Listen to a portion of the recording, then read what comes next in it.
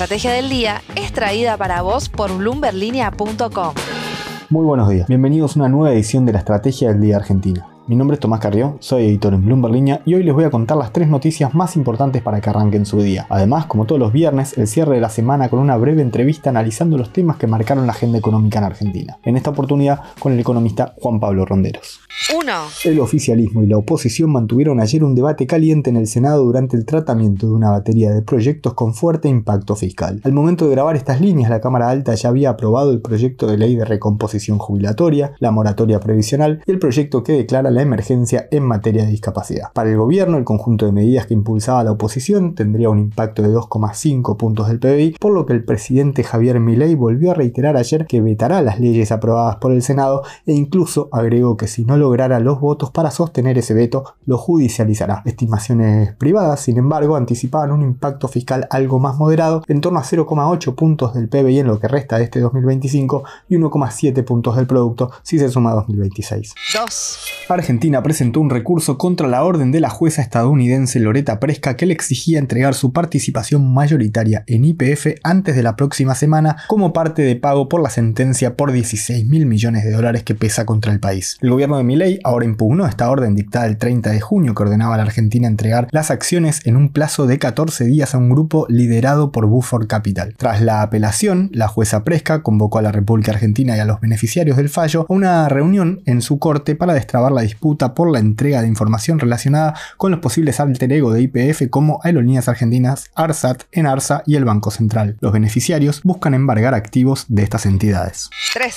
El gobierno de Milei terminó de afrontar el pago a bonistas de julio y las reservas internacionales del Banco Central quedaron algo por debajo de los $38.800 millones.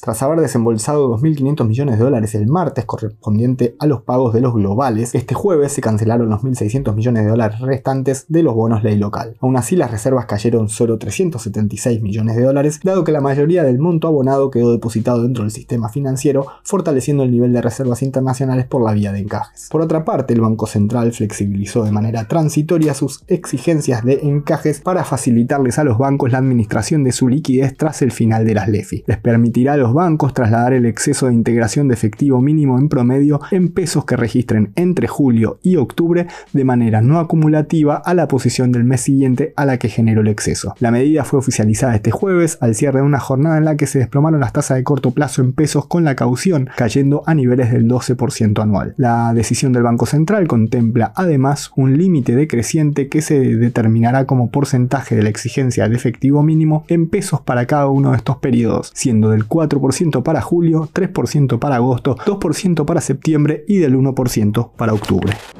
Antes de pasar al cierre de la semana, veamos rápidamente cómo van a abrir hoy los mercados. El S&P Merval cayó ayer 2,87% en pesos en la que fue una jornada negativa para las acciones argentinas en Wall Street con pérdidas de hasta 5,7% encabezadas por Globant. Los bonos en dólares revirtieron las ganancias del miércoles durante el feriado en Argentina y cayeron unos 20 centavos de dólar. El dólar oficial minorista cerró en 1.275 pesos y el mayorista en 1.254,50. El cierre. Y ahora los invito a escuchar una breve entrevista con Juan Pablo Ronderos, economista de la consultora MAP. Bueno, Juan Pablo, desde la consultora publicaron estos días un informe sobre un estudio que hicieron respecto de los programas de estabilización en la región y una de las conclusiones a las que llegaron es que aún es prematuro declarar el éxito del proceso. Quería pedirte primero si nos puedes contar un poco qué es este estudio, qué analizaron y por qué crees que todavía es prematuro. Mira, en realidad el estudio es de un equipo de colegas muy bueno, que es el estudio que hicieron hace ya 2 años Martín Rapetti y otro equipo, pero lo tomamos para poder discutir sobre datos, porque si no estamos discutiendo sobre ideas y nuestro rol es discutir sobre datos. Lo que te muestra ese paper, y por eso lo utilizamos, es que de los procesos de estabilización de Latinoamérica solamente el 25% son exitosos. Pero aplicado a Argentina, lo más importante es que los procesos de estabilización exitosos de los que son con éxito transitorio o que han fracasado, empiezan a mostrar la diferencia a partir del mes 18. Estamos en ese mes. Entonces quisimos usar eso para ampliar un poquito el horizonte de nuestros clientes y aportarles una visibilidad un poco más larga, que es, hay muchas cosas que se hicieron bien, hay otras que todavía no se pudieron acomodar. Es lógico, estamos en ese lugar, pero falta un montón para poder decir que esto fracasó para los que son agoreros o que esto está bien para los que son muy optimistas o pro gobierno. Ahora, dicen hasta el mes 18 los procesos exitosos son prácticamente indistinguibles de los que no lo son. ¿Cuáles son las primeras diferencias que surgen? ¿En qué se reflejan? Mira, este paper lo que considera son tres categorías: los exitosos permanentes, los exitosos temporarios y los fracasos. Los fracasos empiezan a aparecer mucho antes, con lo cual este plan de estabilización ya no entra en la categoría fracaso de acuerdo a los hechos estilizados que encuentra este trabajo. Lo que todavía no podemos distinguir es si es exitoso temporario, es decir, que logra sus objetivos, pero después los objetivos de bajar la inflación se terminan rompiendo, o si son permanentes. ¿Cuáles son las primeras diferencias? Es que a partir del mes 18 los temporarios empiezan a mostrar que la inflación ya no baja y en algunos casos sube. Lo segundo es que a partir del mes 24, 23 empezamos a ver presiones sobre el tipo de cambio, y los exitosos temporarios no vuelven a devaluar y al final del día también se les acelera la inflación. Es decir, estamos empezando el proceso donde se empiezan a diferenciar los distintos tipos de planes, el éxito de cada plan. ¿En qué dirías que, esto es tu lectura, en qué dirías que este programa de estabilización que está transitando Argentina ahora se parece y en qué se diferencia de otros programas de estabilización que recuerdes de la historia del país o de la historia de la región? Yo creo que lo más importante que hizo este gobierno, y se lo venimos diciendo a nuestros clientes desde casi los primeros meses de esta gestión, es que el gobierno trabajó muy bien por el lado de los pesos. Nos convenció a todos de que pesos no iban a sobrar. Y creo que ahí lo fundamental es lo fiscal, que si uno mira las experiencias de estabilización de los últimos 50 años en Argentina, ahí siempre fue donde fracasó. Entonces, el ancla fiscal de este plan es una gran diferencia. Después podemos discutir la sostenibilidad en el largo plazo, no en el corto plazo, no si el año que viene no vamos a tener superávit fiscal, sino pensando si es sostenible en términos de una economía no puede funcionar sin inversión, y en el caso de la obra pública, una economía no puede funcionar sin ciertas cosas que hoy no están funcionando, pero esa es una discusión posterior. Esa es la primera gran diferencia. La segunda gran diferencia es que la verdad que este equipo económico ha logrado, en este lado que te digo, de convencernos a todos de que pesos no van a sobrar, hacerlo sin ninguna situación traumática como puede ser un plan Bonex o un reperfilamiento. Eso no sucedió. Entonces te diría que eso es la diferencia más importante de la mayoría de los planes de estabilización en Argentina y unos cuantos de Latinoamérica. Lo que todavía queda por construir, y que, viste, en Argentina las cosas parecen que pasan todos los días, cambia todo, pero lo importante no cambia, y nosotros venimos diciendo esto desde el principio también de la administración, así como le reconocemos de este plan de estabilización ese éxito sobre el lado de los pesos, es que el equipo económico no ha logrado todavía convencernos por el lado de los dólares. Nosotros seguimos, creo que el mercado sigue creyendo que esta economía no puede generar los dólares suficientes para funcionar normalmente. Ahí el informe también habla de que pasamos del partido de los stocks al partido de los flujos. ¿Qué están viendo en ese sentido? Lo que decimos es exactamente esto, en otras palabras. Es decir, mirá, el gobierno fue muy bueno para tener una política de reconstrucción de stocks, sobre todo con un muy buen acuerdo con el fondo en términos de desembolso, que le permitió tomar una decisión muy audaz de salir parcialmente del cepo con muy pocas reservas.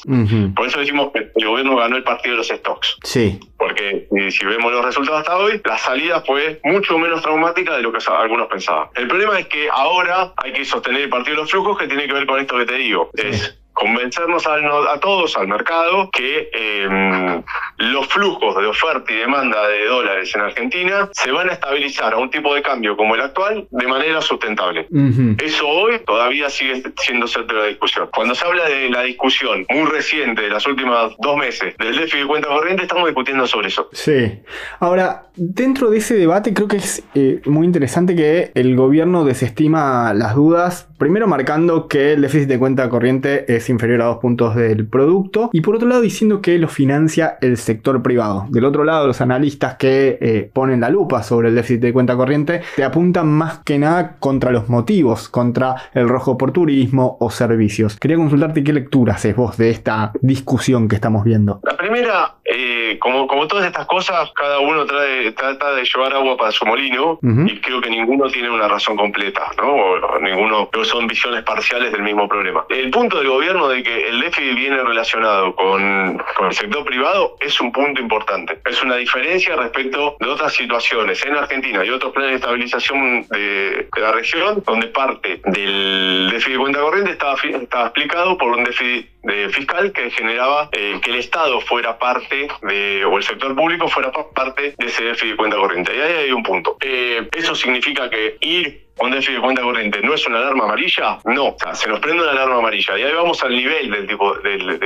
déficit de cuenta corriente. Un déficit de cuenta corriente del 2% pareciera ser lógico. Si vos mirás el déficit promedio de cuenta corriente de Latinoamérica en los últimos 5 años fue alrededor del 1,7% del PBI. Entonces, como decís, 2% no pareciera ser un número que todavía, porque hay que ver la dinámica, no hay que ver las fotos, sino hay que ver la película, todavía no parece ser un número que no sea más que una alerta amarilla. Eso es cierto. Pero también es cierto, y acá me pongo del otro lado de los que sí ponen una alerta roja sobre este tema, también es cierto que Argentina, de los últimos 20 y pico de años, Argentina tuvo acceso a los mercados financieros internacionales de crédito en ventanitas muy cortas. Sí. Y la mayoría de los países que tienen déficit de cuenta corriente tienen la capacidad de endeudarse en el exterior, tanto sector público como sector privado. Argentina eso hoy no lo tiene, por lo menos de manera generalizada. Y no lo tiene hace mucho tiempo, o no lo tuvo mucho tiempo durante mucho tiempo. Sí. ¿Sí? Ahora, en este partido de flujos, una de las visiones que tiene el equipo económico es hacer hincapié en los flujos futuros, en el ingreso de dólares que van a venir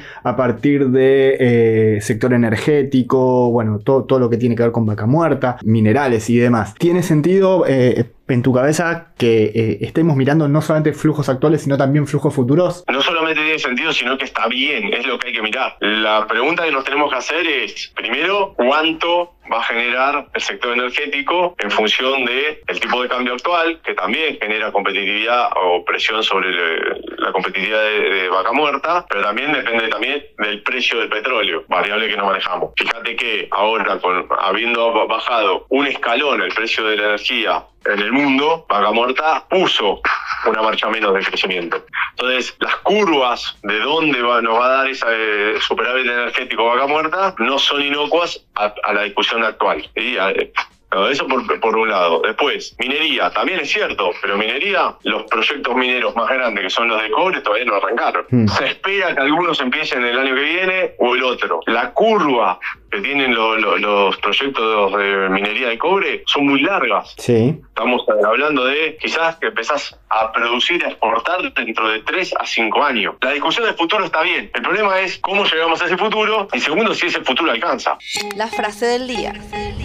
Antes de irnos, escuchemos lo que dijo ayer el jefe de gabinete Guillermo Francos antes de que comenzara el debate en el Senado. La irregularidad de la sesión es clara. Es una especie de sesión autoconvocada por el kirchnerismo para tratar leyes que afectan el eje central de la política del gobierno, que es el equilibrio fiscal. Esto viene a ser una especie de golpe institucional del Senado de la Nación organizado por el kirchnerismo, aseguró Francos en diálogo con América 24. Esto fue un nuevo capítulo de La Estrategia del Día Argentina. Yo soy Tomás Carrió, editor de Bloomberg Línea, y quería agradecerles por habernos acompañado hasta acá.